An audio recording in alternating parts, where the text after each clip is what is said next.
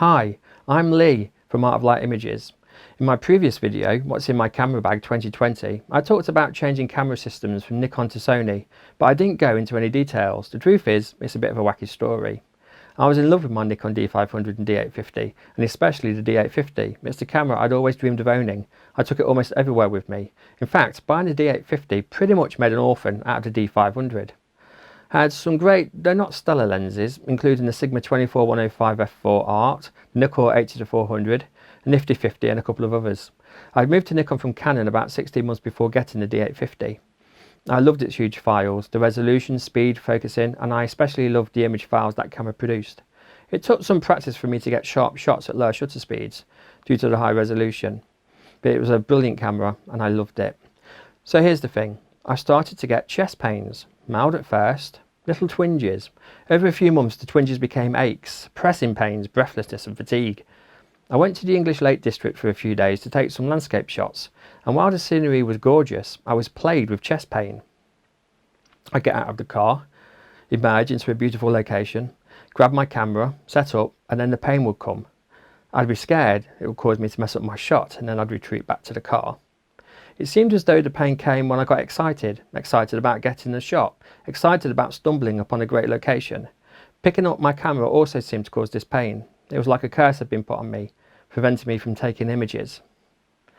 I started to actually feel scared about picking up my camera and using it. It was a heavy camera, the lenses were heavy, the tripod weighed a ton. So I started to use my phone more and more. So here's the thing, like most blokes, I ignored the warning signs, hoping that they'd go away, but they didn't. And so in the end, I had to reluctantly go and see the doctor, who then prescribed me some cholesterol tablets, GTN spray, glycerol trinitrate. It's an anti-angina spray you squirt below your tongue when you're experiencing an angina or a heart attack.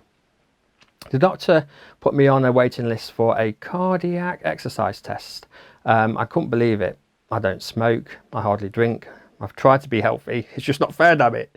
So anyway, I went home feeling depressed as anybody would. In the UK it takes an absolute age to get a hospital appointment, so weeks passed by and I heard absolutely nothing. So I bet you're thinking, what's this got to do with switching camera brands? Well, trust me, I'll get there, and this absolutely relates to that. I was starting to get more and more depressed, sitting at home, scared to go out, I felt addicted to my camera, and I was going through withdrawal symptoms. I made the fateful decision to leave the house, take my camera, and spend the afternoon at Bradgate Park. Now, Bradgate Park is one of my favourite beauty spots. It's a large park located around an ancient extinct volcano, to be honest, several billion years old. And it's great for landscape images, volcanic rocks, craggy and harsh scenery. There are some old buildings such as Old John, which looks like part of an ancient castle, though it's actually a folly and only a few hundred years old. Anyway, I got a lift down to the park, which is just a few miles out from Leicester. I took my huge low pro 500 AW bag, D850, Manfrotto tripod, weighs far too much, a D500 and more lenses than I can remember now. I had a great time, no pain, the sun started to go down and the most stunning sunset lit up the sky. I was alone in the park and I took this image of Old John. Everything was fine, I was happy. I walked around the park looking for different angles, then I started to rush around, to jog about, chasing the sunset. Of course I had my huge camera bag on my back, in my right hand the D850 with the heavy Sigma lens, in my left hand the Manfrotto tripod. Then the pain began. That vice-like grip, squeezing my chest, breathlessness. I ignored it, hoping that it would go away.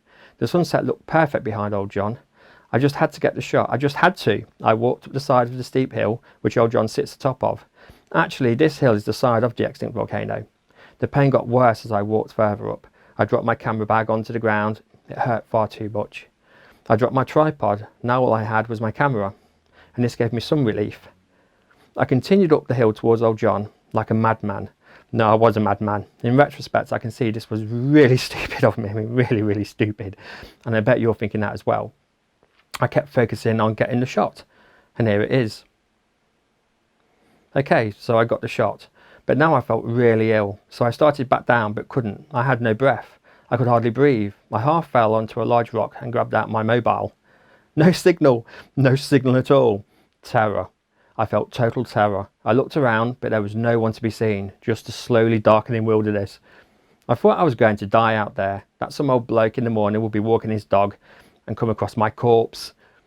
Anyway, I took out the GTN spray and tried it. It tasted like aniseed.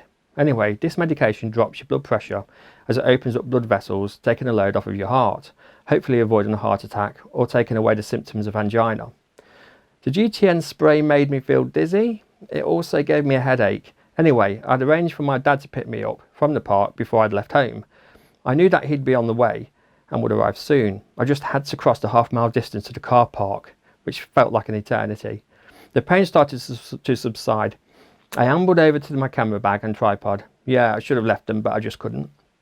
I slowly started back to the car park, praying all the time that I'd get there. My dad picked me up. I felt a hell of a lot better and went home. And I didn't even go to see the GP, which was a really stupid thing as well, on top of the stupid thing I'd just done. So here's the irony. I sold my Nikon gear en masse. I vowed that I would never put my health at risk like that again. I reflected on the experience, and I think that when the pain hit, it was easier for me to focus on getting the shot rather than the pain, a kind of avoidance coping mechanism. So I bought a Fuji X-T10, X-T20 and 3 cheap lenses replacing my Nikon gear. Eventually I went to my hospital appointment, had the tests, and you know what? I didn't have any heart problems. It turns out that it was a musculoskeletal issue, which sparked a panic attack, which affected my breathing, gave me the symptoms of having a heart attack, but without actually having one. You could have knocked me down with a blinking feather. I was, of course, happy not to be seriously ill, but I'd lost the cream of my camera gear I'd spent years saving up for, and I'd also lost thousands of pounds in selling it on. So anyway, I used the Fujis for several months, but in all honesty, it felt like I'd sold a Ferrari and bought a Mini Cooper. Now, I'm sure Mini Coopers are great, but they're not Ferraris. And yes, you can get great images out of Fuji. I loved them, I still love them. But now I was in a position of not being heavily invested into any camera brand. I could have stayed with Fuji, bought an X-T3 for example. But the Sony a7 III had not long been released. It had gotten a lot of good press, and I was getting more and more into video. I suspected that mirrorless would be the future and decided just to take the plunge. Simple as that. Sony's lens system was more mature now. I'd tried Canon, Olympus, Fuji and Nikon, so why not try something else? Well, over a year later, I'm really happy with my decision. Yeah, it kind of took a fake heart attack. Admittedly, getting here was a path paved with stupid decisions. And now I better understand myself, how I deal with illness and fear. This has been a topic of a lot of self-reflection, but as they say in Ireland, it is what it is.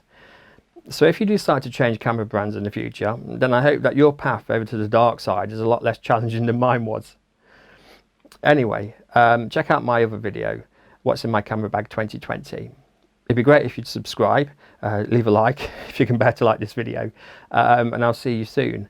Until then, stay well and cheerio.